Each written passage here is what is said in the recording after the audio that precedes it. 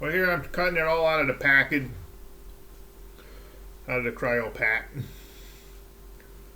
You don't want to rinse it off in the sink, get all that blood and bacteria all over your countertop and stuff. So just be careful. Have a garbage bag ready. Take it out of the cryo pack. Dispose of it properly in there and get it right in the garbage as fast as you can. And wash your hands good. This brisket's pretty dry, so I didn't have to, there wasn't a lot of blood or nothing, so I won't have to pat it off. Then get yourself some gloves.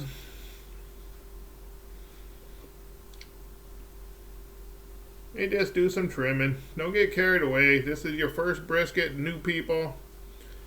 You know, take it easy, do it simple. You can spend hours trimming up a brisket. I mean, it can drive a guy crazy. When I used to do competitions, boy, it'd take me a long time.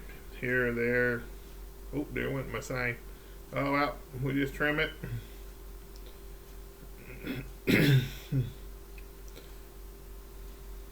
Taking off some silver skin. This is the part that you want it to look nice. This is what your family's going to see when it comes off the smoker. Remember, you're not trying to win a contest here. Just make a good quality brisket. Oh, there I was trying to show you. Just have a sharp knife. I'm not going to try to sell you a knife or anything. Just use any knife that's sharp. No matter what kind it is. It just has to be sharp.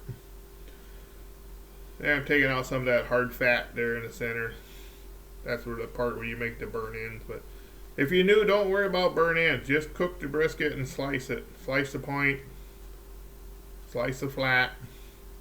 Then on your next time you do a brisket, then you can concentrate on burn ends if you want to try burn ends. But when you first time, keep it simple.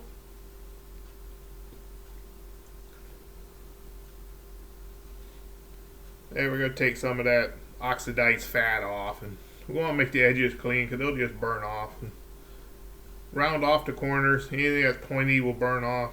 Won't be no good anyway.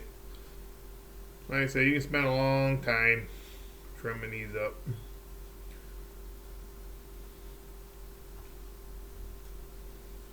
Now you want to take that edge off, make it nice and square. Round the corners, because that'll just burn off anyway. I use all the scrap to make sausages. While this brisket's cooking, I'll be grinding that up. Make some beef sausage. Nothing better than beef sausage. Made that from a brisket trimmings. A lot of people say if fat ain't good for sausage off a brisket. I'll tell that to my old timer folks. They love it. Now I'm showing you, just take all the oxidized fat off. The darker color. You know, just take that off. Clean it up a little bit. We won't take a lot of fat off the backside because that's going to protect it from the heat. And some more of that good hard fat there. I'll use some of that. You can also melt that down and make some tallow, but I don't do that anymore. I did it in the 80s, but I see tallow's making a comeback now, though. It used to be a big thing in the 80s. Make your old tallow and mop your brisket with it. And through the years, people got away with it. Now I see people starting to go back to it now. Kind of funny. Us old timers have been doing it for years. Now I'm just telling you to get that oxidized fat off the side, make it flat, square. This is what your family's going to see. You want it to make it look good. Oh yeah, that's a good piece there. I'll grind that up. Make that into some sausage. Taking off some more hard fat there. Like I say, you can go crazy trimming these things. None of that's going to render down. It's starting to look pretty good now, folks. We got some silver skin there we're going to take off. Yeah, if you don't want to watch this, you can always fast forward it to the next section. Yeah, it's starting to look pretty good. We're going to take a little more of that oxidized fat off the back there. Alright. Alright, big guy, you can stop anytime. See how carry away you can get trying to make it look perfect? Yeah, that don't look too bad there. Nice round corner. Brisket trimmings. Sausages. Get a little more silver skin off there. You can spend all day and get as much of that silver skin off as you want. There you go. I'm going to grind that up and make sausage, folks. Let's put a little rub on, folks. And I'm going to go get my rub. Alright guys, now for the rub. This is a secret recipe I've had in the book for many years. I won 2 brisket grand champions with this rub in 1995 and 96 in Hog Wild. Alright, here we go. About 10 ingredients that you find normally in your own pantry. Alright, you got table salt, 6 tablespoons. I'll just put the recipe down in the show me section. It'll all be down there. We got the amounts anyways. We got turbinado sugar, granulated garlic. We got smoked paprika. That's good stuff. It doesn't smell amazing. Don't use it, folks. Granulated onion. Alright. Ancho chile. Ancho chile is pretty good stuff. It's for the sweetness, earthiness. Alright. And over here we got the Chipotle pepper, folks. Smoky heat. You like that. And over here we have the Gebhardt chili pepper. Now that you might have to get offline if you live in the Midwest. I have to buy it offline. I used to use it in California a lot. And of course pepper and MSG. Now all these ingredients work together. I use the turbinado because I like it. You can use the white or brown sugar if you want to make this really good, and then try using some maple syrup, or maple sugar, I'm sorry. Alright, there it is, folks. My award-winning recipe. That is not optional. You're going to need that. MSG. Or you can leave it out if you want. Okay, folks. Now we're going to mix it all together into a bowl. And if you have a shaker, that's fine. If not, you put it into a bowl, mix it all together good, and just sprinkle it on by hand. Okay? Alright, right back. Dump all this stuff into a bowl. Don't worry, the whole recipe will be in the show me more section. The amounts and everything. Remember, table salt, non-iodized, not kosher salt. Kosher salt don't mix good with this stuff. Kind of settles around to the bottom. Put all that in there. Alright. Then all you gotta do is just mix that all together really good. Now back when I did this, we just used our hands to put it on. We didn't have no fancy shakers or nothing. In this video, you're gonna notice that I'm not gonna try to sell you some of my buddies' rub or this knife and all that stuff. Just trying to teach you how to make a good simple recipe for your family in your backyard. We're not trying to win a contest here. Boy, you can smell that, folks. It smells amazing. Okay, that's for the rub. Now we'll bring out the starter to show the brisket. We'll show you how to trim that up a little bit. Nothing fancy on the trim. Remember, this is just for your backyard. For your wife's sister, and whatever kids are running around the backyard. Just want to make a good brisket. Alright, we're not trying to win a contest here. Right back, folks.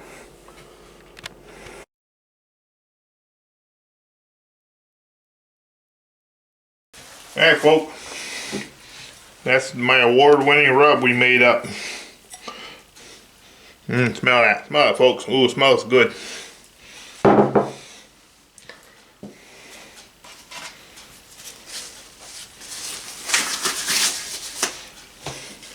We are using liquid smoke for a binder. You can use whatever you want, or no binder at all. Doing a pellet grill.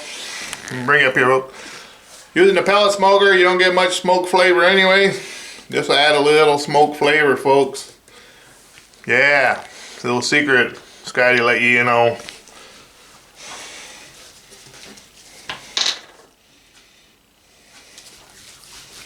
That's all you need, folks. A little liquid smoke.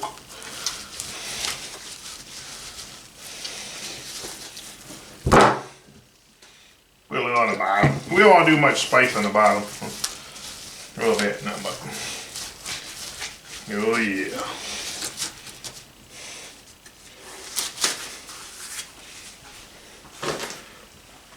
Put a little bit of rub on there.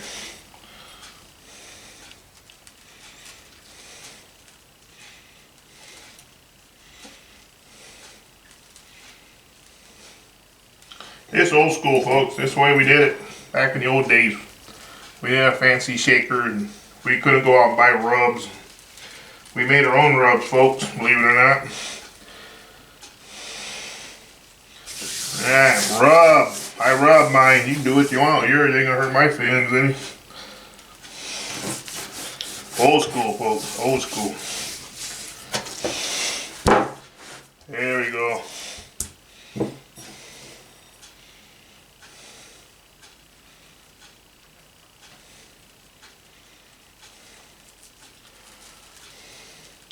It's already smelling smoky, folks, and we're not even in the smoker yet.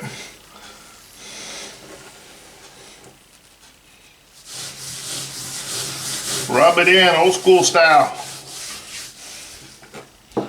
The way I was taught to do it in 1978. That's why they call it a rub, folks. So you rub it in. Yeah. Are you anyone out there still old school? Get the sides here, folks.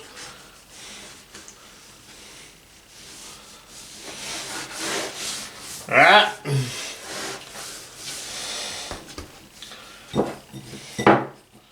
A little bit more here, folks, and that should do it. There you go. Yeah, beautiful. Beautiful, folks, beautiful. Got some leftovers, so some ribs. Alright, we'll put this in the refrigerator overnight. We'll take it out in the morning and throw it, or at night. Wait, today's Friday. We'll take this out Saturday. We're gonna throw it in the pellet smoker at about 7 o'clock Saturday night. But this will rest in the refrigerator all night. Alright, folks. Be right back. Alright, folks. I'm gonna light this baby up. Wait for all that white smoke to disappear. And we'll warm it up to about 200 degrees, or what they go, 225? I don't know, let's see, folks.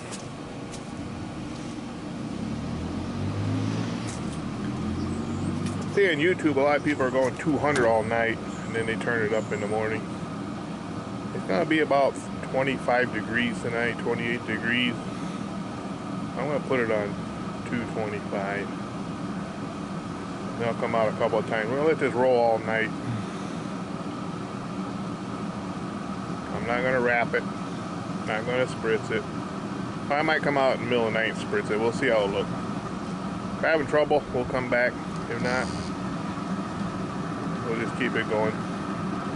Alright, I'm gonna go get the brisket right now and we'll put her on. 1 hour later. There we go, folks. Ain't that beautiful?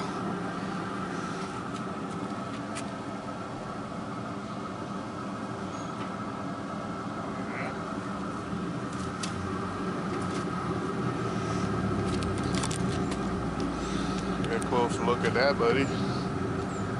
Oh, yeah. We'll let that roll all night, guys. We'll shut her down, get her up to temp.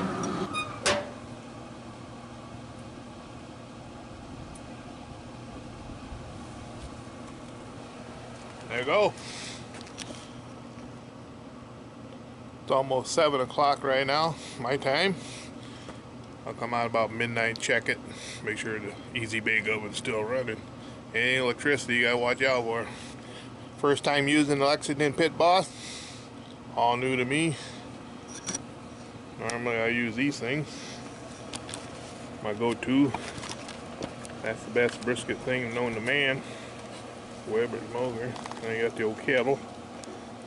And I got that old thing there, it does pretty good. Haven't did a brisket in that yet. Alright, we'll check back at midnight, folks. 7 o'clock now.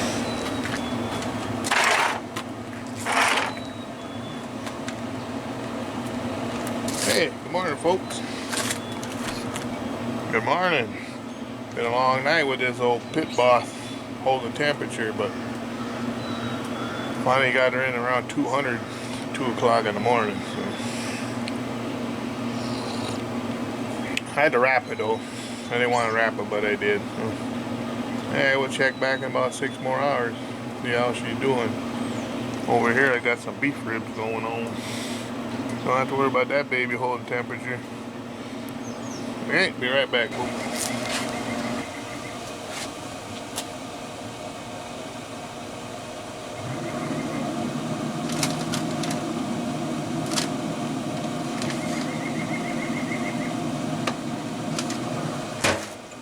Alright guys, keep probing.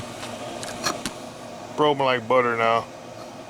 I don't always cook my briskets for 18 hours, but when I do, it's on a pit box, Lexington. Been a long night, folks, but I'm ready to pull it off. We'll let it rest, and we'll see what it looks like. Be right back, folks. Alright guys, here we go. Unwrapper. Almost 16, 17 hours for this.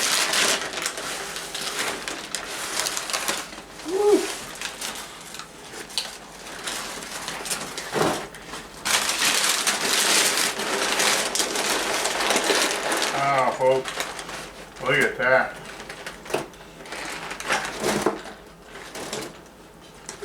Try not to make a mess here, folks.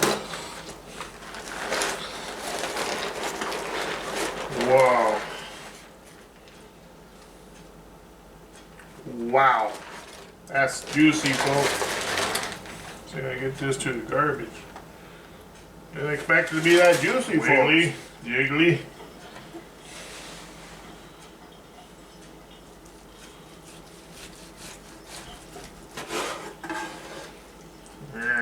Whoa. You see that? That boy going to the butcher shop.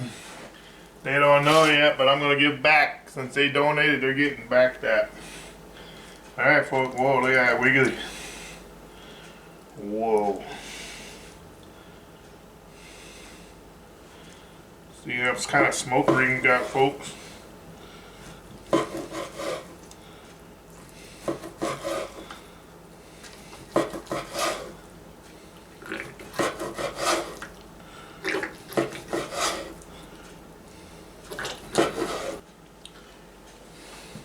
Alright, folks. Perfect. Nice and juicy. A little smoke ring there. I don't know if the camera picking up on that or not, but whoa. Tender.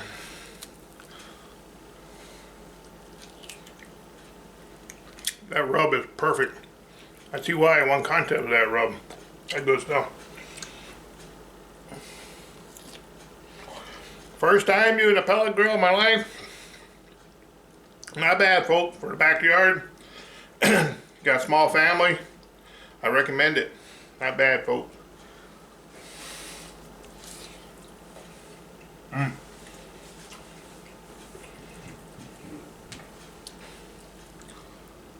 Wow, good stuff. Alright, thanks for watching another episode of Scotty's Backyard.